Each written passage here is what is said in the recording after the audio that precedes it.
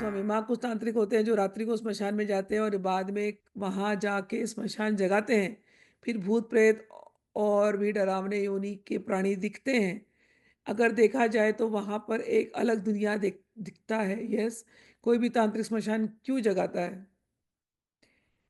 अपना संसारी मोह और भय समाप्त करने के लिए या फिर कोई कारण के लिए स्मशान जगाने का मुख्य उद्देश्य क्या है? दोनों है। कोई लोग संसार में साधना करना चाह रहे हैं लेकिन नहीं हो रही है। तो वैराग्य की स्थिति को डेवलप कराने के लिए ये संसार है क्या? जिसको तुम इतना रंगीन मानते हो, अंत में उसकी गति क्या? अंत में उसकी गति राख है। मैं कई बार सिखाती हूँ ना ये चीज़। और मैंने किया है तो मैं बता रही हूँ। जब लोग आपके अगेंस्ट जाते हैं, बड़ा क्रोध आता है उनके ऊपर और गीता की बताई हुई टीचिंग्स में मैं चल रही हूँ। राग और द्वेष को त्याग दो, राग और द्वेष को त्याग दो, राग और द्वेष को त्याग दो। तो राग क्यों आया और किसके प्रति आया? द्वेष क्यों हो रहा है, किसके प्रति हो रहा है? अंत में क्या होने वाला है? क्यों ये हमारे पास आए हैं? क्यों हमारा इनसे मिलना हुआ है? कई लोगों को हम देखना भी नहीं चाहते। लेकिन भगवान ने ऐसे रिश्ते बनाए होते हैं, ऐसे-ऐसे कॉम्प्लेक्स कि आपको देखना ही पड़ेगा और वो आपके एकदम करीबी हो जाएँगे। तो सोचने पे मजबूर करते हैं। तो गीता की जब टीचिंग्स पे प्रैक्टिस करते थे तो यही था कि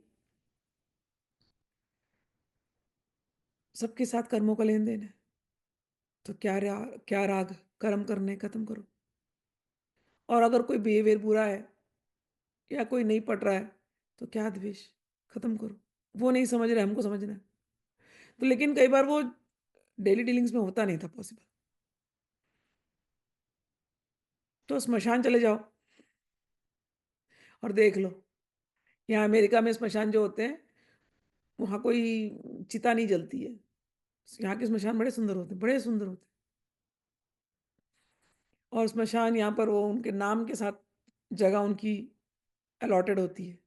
यहाँ के स्मशान इतने महँगे होते हैं, मरने के बाद लोगों को अपने मरने की प्लानिंग करनी पड़ती है, हर महीने का रेंट देना पड़ता है उस जगह का। जहाँ तक 1 साल तक अगर उन्होंने अपने प्रियजनों की बॉडी को वहाँ पर अगर उस देह को शव को वहाँ पर लगाया है कैस्केट में, तो वहाँ पर उनका नाम लगता है, तो उसका महीने का रेंट देना पड़ता है उतनी जगह का।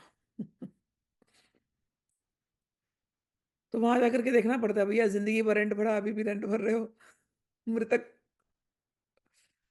और उनकी जो प्रिय चीज़ें होती हैं, उनके वहाँ रखी जाती हैं।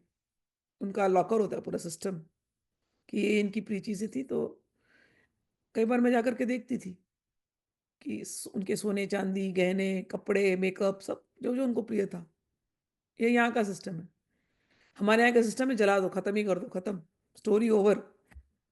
ताकि मोह ही नहीं रहेगा, मरने के बाद क्या मोह करना। लेकिन दोनों सिस्टम देखने के बाद यही रियलाइज हुआ एंड में क्या है, जिसके साथ तुम झगड़ रहे थे, जिसके लिए तुम लड़ रहे थे, जिसके जो तुम पाना चाह रहे थे, जो तुम चाह रहे थे, बड़े से बड़ा आदमी भी वहीं जाकर के स्मशान में उसकी गति अंतिम। तो तुरंत उससे वैराग हो जाता है, इस दुनिया से वैराग हो जाता है। लेकिन हम लोग हमेशा श्मशान में रह नहीं सकते, हमेशा रह नहीं सकते। हमको वापस घर में आना है। लेकिन वो श्मशान वाली, वो वैराग वाली भावना को रखना है कि सबके साथ कर्मों के लेन-देन है। 2 ऑप्शन है, या तो मैं लड़ झगड़ के जीऊँ, या तो मैं एकदम डिप्रेस होके जीऊँ कि कहाँ फँस गए हैं, या तो मैं बहुत खुशी से जीऊँ कि अब छूटने का रास्ता मिल गया है, अब मुक्ति का रास्ता मिल गया है। संसार में जीना है, सबकी सेवा करनी है। बाहरी लोग मेरे पिताजी सिखाते थे, बाहरी लोगों के साथ तो बहुत आसान है लेक्चर देना। बाहरी लोग की सेवा कर देंगे, दान दक्षिणा सब कर देंगे।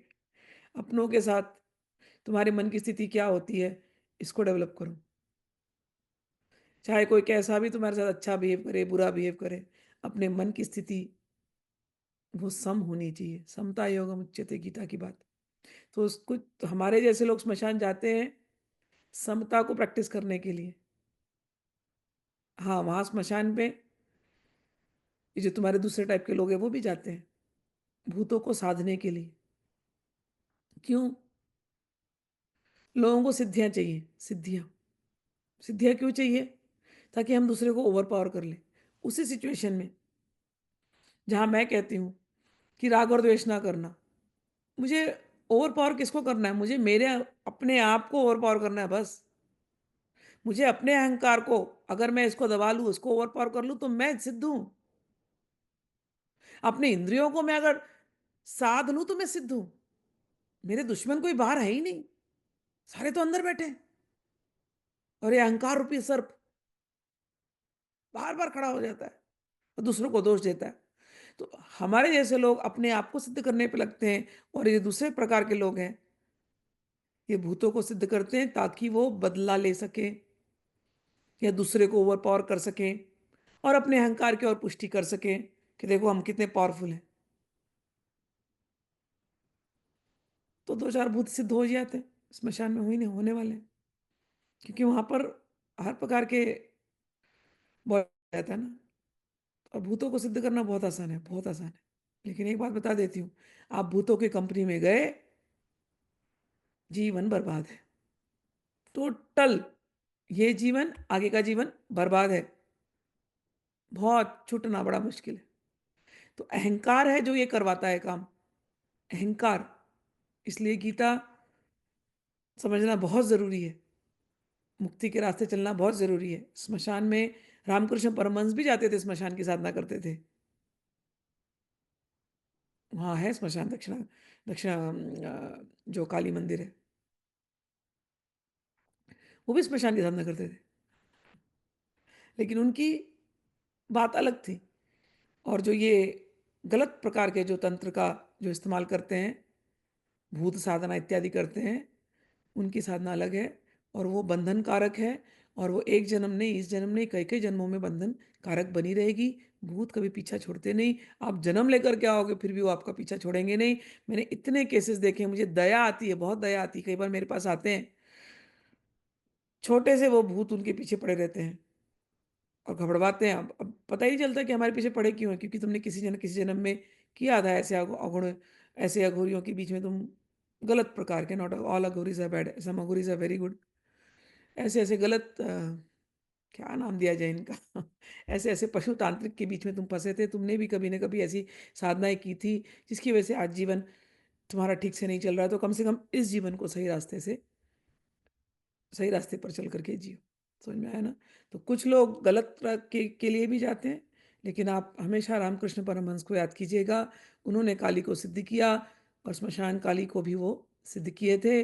वो तो उनकी जब जीवनी पढ़ो तो वो यही बोलते थे कि मुझे तो, क्योंकि वो मंदिर के पीछे जब शव जलते थे तो उनको स्मेल नहीं अच्छी लगती थी। उनकी ये दशा थी। आप पढ़ो रामकृष्ण कथामृत, आप देखोगे उनके मन की बात। वो तो काली के भाव में रहते थे, बहुत ज़्यादा भाव में। तो हमेशा उनको याद करो। सात्विक तांत्रिक हमेशा रामकृष्ण परमहंस को याद करें।